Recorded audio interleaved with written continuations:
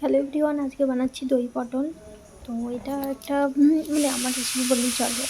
তো দেখো, যেটা বানাচ্ছি পটলগুলোকে জাস্ট মানে এইভাবে মুখটা আমি দেখো ভালো করে চারদিকটা করে যেভাবে পটলের ঝোল করি ঠিক সেইভাবে করে নিয়ে, বাট এখানে গোটা গোটা নিয়ে একটু সাইডগুলোকে হালকা কেটে দিয়েছি যাতে মশলাটা ঢুকে যায়।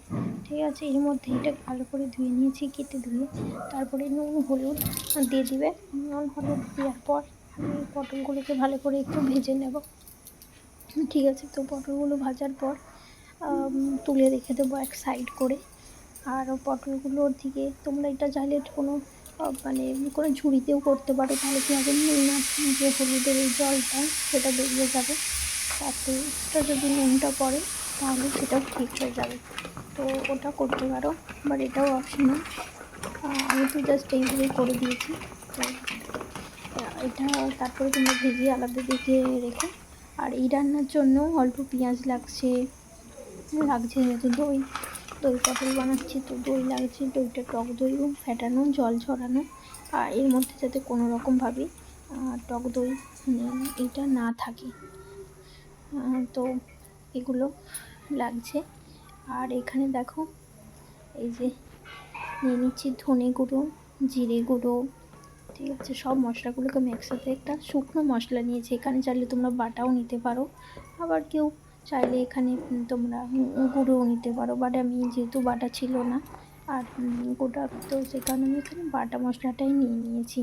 আর আমি বাটা মশলাগুলোকে ভালোভাবে নিয়েছি এবং তো দিয়ে এটাকে ভালো করে ভিজিয়ে রেখে দেবো শুকনোর জন্য, মানে একটা স্মুথ পেস্ট বানিয়ে নিচ্ছি। তো স্মুথ পেস্ট বানিয়ে এটা এক সাইড করে আমি রেখে দেবো। আর ততক্ষণ আমি পটলগুলোকে ভেজে সাইড করে তুলে নিচ্ছি।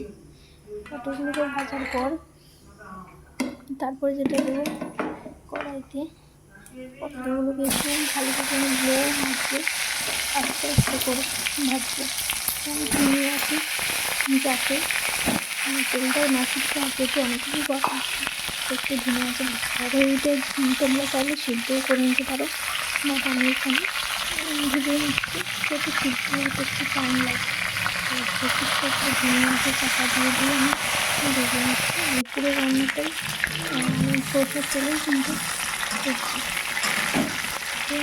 পুরো রান্নাটা আমি সরষের তেলে করছি। আর তো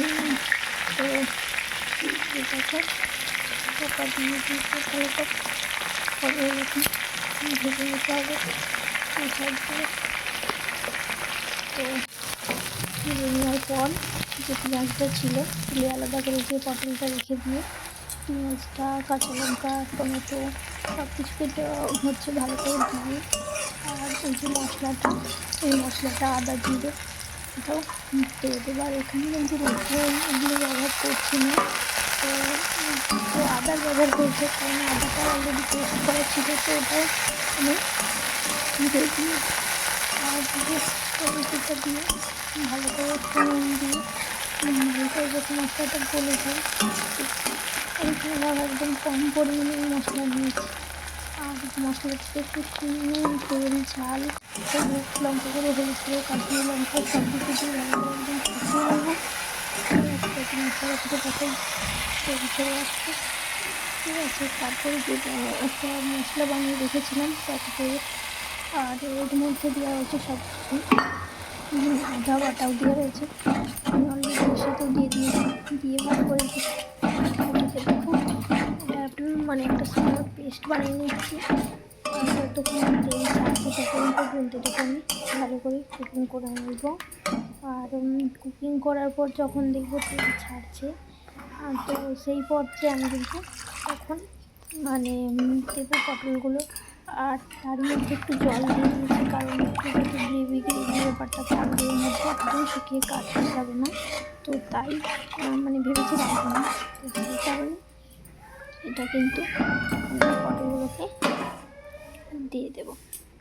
তো আগে এই যে মানে টেক্সচারটা সেটা বদলে যাবে, প্লাস এটা একটু গ্রেভি ফর্মে এসে যাবে এবং মশলাটা কষিয়ে যাবে।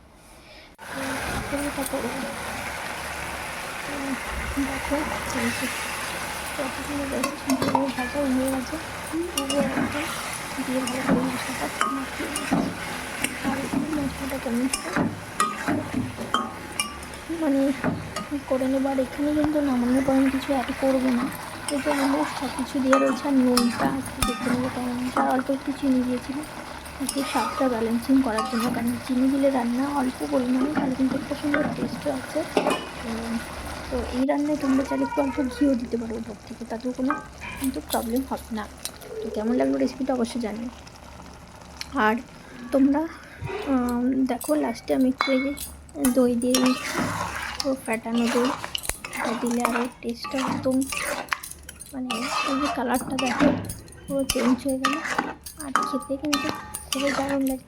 তো কেকের রান্নাটা বানালে অবশ্যই কিন্তু আমাকে জানিও। তো আজকের মতো এখানেই রইল, টাটা বাই বাই।